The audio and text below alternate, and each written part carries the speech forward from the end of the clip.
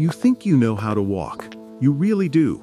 You've been doing it since you were a toddler, so naturally, you assume you've mastered it by now. But here's the uncomfortable truth that almost no one in the fitness industry wants you to know. The way you're walking right now, the way most people walk every single day, is leaving massive amounts of potential fat loss on the table. You could be walking for an hour every morning, hitting your 10,000 steps like a good little fitness tracker slave, and still have absolutely zero impact on the stubborn fat around your belly. Why? Because your body is in the wrong metabolic state. You're moving, sure, but you're not sending the right biological signal. Your cells don't care about your step count. They care about stress, oxygen, and fuel selection. And if you don't understand how to manipulate those three variables, you're essentially just taking your body for a leisurely tour around the neighborhood while your fat cells remain completely locked and untouched. This isn't about motivation or willpower. This is about biochemistry. And today, we're going to crack the code on exactly how to turn an ordinary walk into a visceral fat-burning machine that works while you move. Let me paint you a picture of what's really happening inside your body when you walk. Your body is essentially a hybrid car with two fuel tanks. One tank is filled with glucose, which is sugar, and the other is filled with free fatty acids, which is your stored body fat. Now here's the thing that changes everything. Your body doesn't just randomly pick which fuel to use. It makes a very calculated decision based on how much oxygen is available and how stressed it thinks you are in that exact moment. When you decide to go for a run, especially a hard run where you're breathing heavy and your heart is pounding, your body goes into emergency mode. It needs energy fast, faster than you can possibly inhale enough oxygen to support a clean burn. So what does it do? It reaches for the glucose tank because sugar can burn quickly without needing much oxygen. It's the fast food of fuel. Quick, dirty, and it gets the job done when you're in a panic. But here's where the science gets really interesting and where most people completely misunderstand fat loss. When your body starts burning glucose at high intensity, it creates a byproduct called lactate. You might know it as lactic acid, that burning sensation in your muscles when you push hard. But lactate does something most people don't realize. It's a chemical signal that literally shuts down fat release from your fat cells. Think about that for a second. When you're running hard, gasping for air, feeling like you're torching calories, your body is chemically locking the doors to your fat stores. Lactate acts like a stop sign for lipolysis, which is the fancy term for fat breakdown. Your fat cells get the message loud and clear. Don't release anything right now. We're in crisis mode. We're burning sugar. So yes, you're burning calories when you run, and yes, you might see the number on your fitness tracker go up and up. But the actual source of those calories? It's mostly glucose from your last meal, glycogen from your muscles, and maybe some protein if you've really pushed yourself into a catabolic state. The fat? The stubborn belly fat you actually want to lose? It's sitting there, untouched, chemically protected by the very intensity you thought was helping you. Now contrast that with walking, but not just any walking.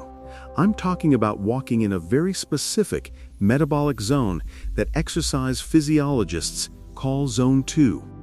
When you walk at this pace, your heart rate stays relatively low. Your breathing is steady. Your body looks around, assesses the situation, and says, "Okay, we're not in danger here. We have plenty of time. We have plenty of oxygen. Let's use the premium fuel."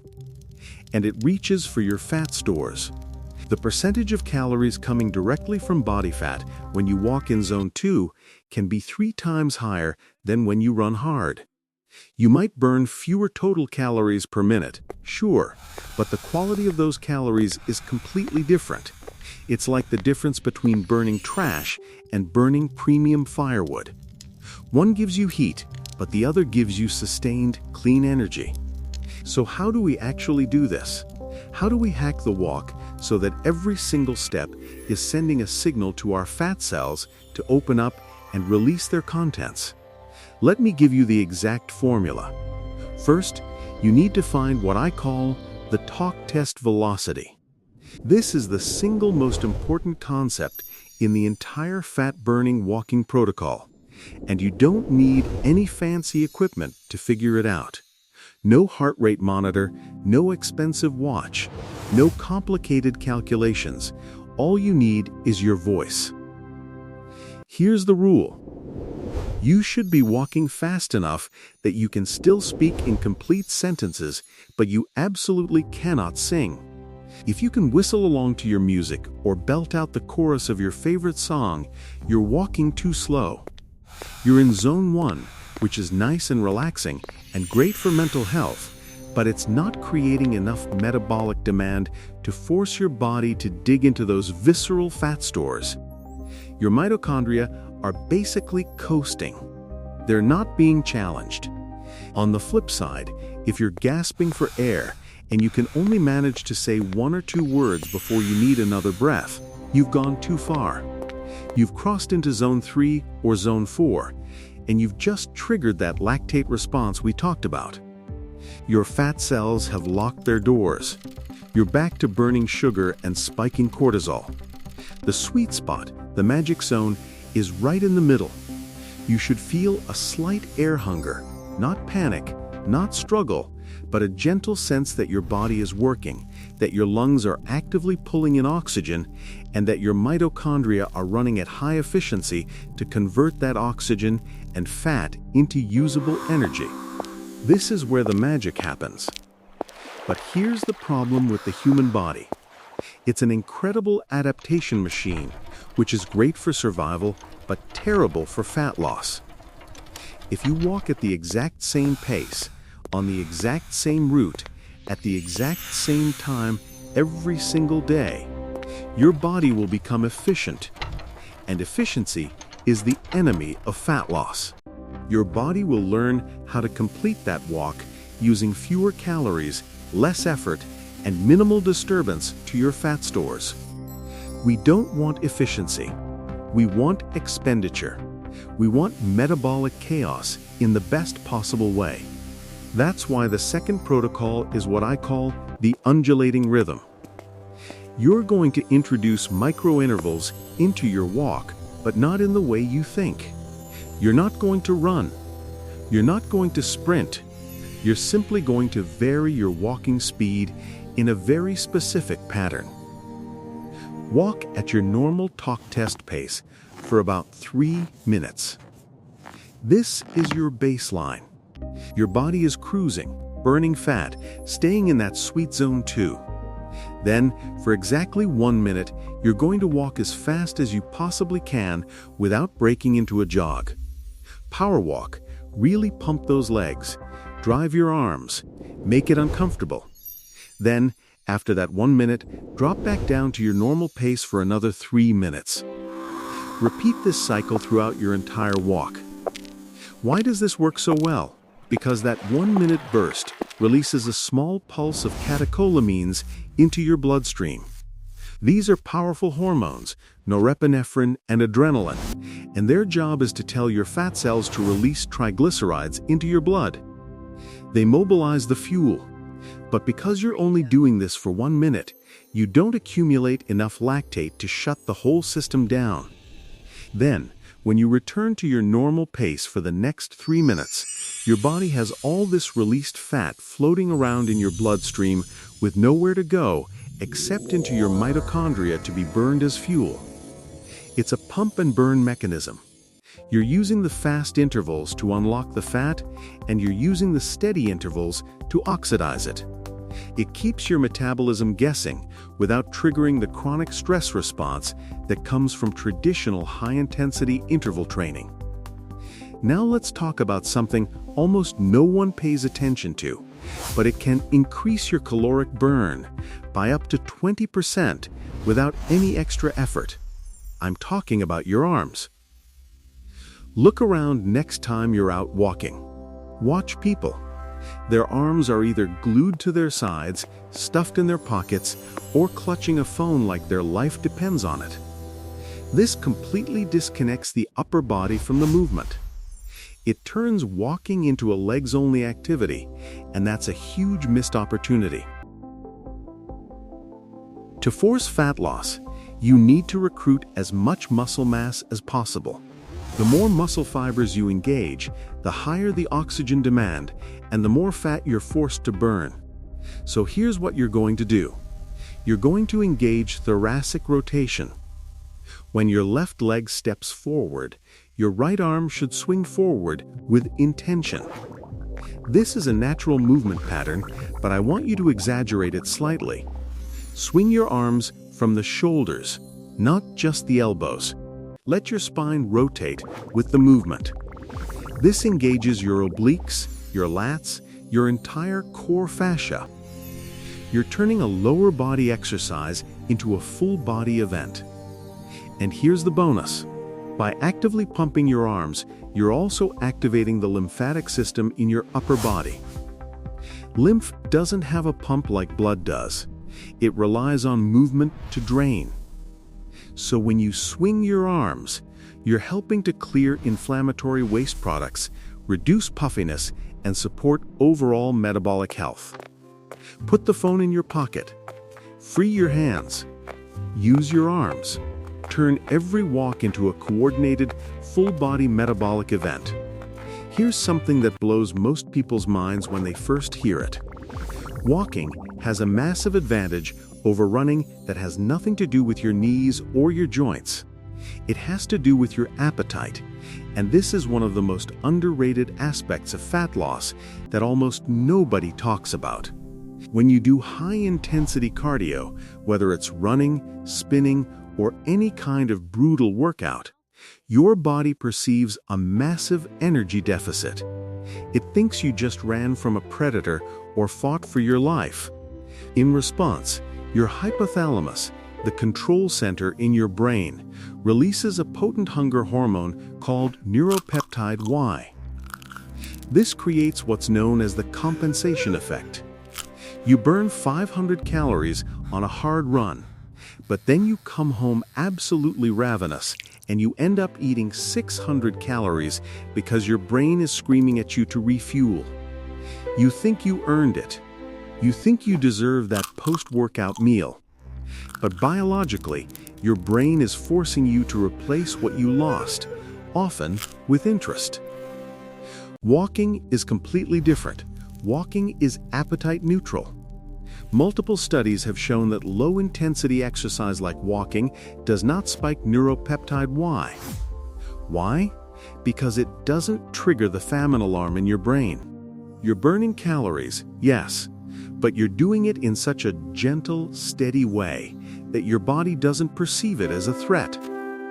There's no emergency. There's no panic. To maximize this effect, you want to make sure you're breathing through your nose as much as possible during your walk. Nasal breathing keeps you in the parasympathetic state, which is your rest and digest mode. It keeps your stress hormones low and your hunger hormones stable. If you start panting through your mouth, you're signaling stress, and stress signals hunger. By walking and breathing calmly, you create a calorie deficit that you don't feel compelled to eat back. And that, my friend, is the only kind of deficit that's actually sustainable over the long term. Now let's talk about timing, because when you walk can be just as important as how you walk. If you're someone who can walk first thing in the morning, you have a massive metabolic advantage, especially if you do one specific thing before you step out the door. I'm talking about the empty tank strategy. When you wake up in the morning, your insulin levels are naturally low. You haven't eaten in 8 to 12 hours. Your glycogen stores are somewhat depleted. Your body is primed to burn fat as soon as you start moving. But if you add one more element to this equation, you can accelerate the results dramatically. That element is caffeine. About 30 minutes before your morning walk, drink a cup of black coffee or green tea. No sugar, no cream, nothing that will spike insulin, just pure caffeine. Here's what happens. Caffeine increases the release of free fatty acids into your bloodstream. It literally mobilizes fat out of your cells and into your blood, ready to be used. But here's the critical part that most people miss. If you drink coffee and then just sit on the couch scrolling through your phone, those fatty acids circulate around for a bit, and then they get stored right back as fat, often around your belly, because the caffeine also causes a mild cortisol spike. But if you drink your coffee and immediately go for a walk, you give those mobilized fatty acids somewhere to go. You burn them as fuel. The walking also burns off that anxious, jittery energy that caffeine can create, preventing the cortisol crash that usually follows. It's a metabolic synergy. The caffeine mobilizes the fuel, and the walking oxidizes it. This is the only time in the entire protocol where I recommend stacking a stimulant, because the movement acts as a buffer against the stress response. It's a perfectly timed biological hack that turns your morning walk into a fat-burning furnace. Let me be very clear about something. You don't need to run marathons. You don't need to destroy your knees with endless pounding on pavement. You don't need to sign up for boot camps or torture yourself with burpees at 5 in the morning. But you absolutely do need to walk with intention. If you're just casually strolling around the block, looking at your phone, stopping every few minutes to check a text or take a photo, you're getting some benefits. Sure, fresh air, a little movement, maybe some mental clarity, and those things are valuable. But you are not getting maximum fat loss. You're not sending a clear enough signal to your body to force it to change. Your body only changes when it has to, when it's challenged, when it's given a reason to adapt. To force your body to tap into visceral fat, to actually pull energy from those stubborn stores around your organs and your midsection, you need to create a specific set of conditions. You need to find that zone 2 sweet spot where you can talk but not sing.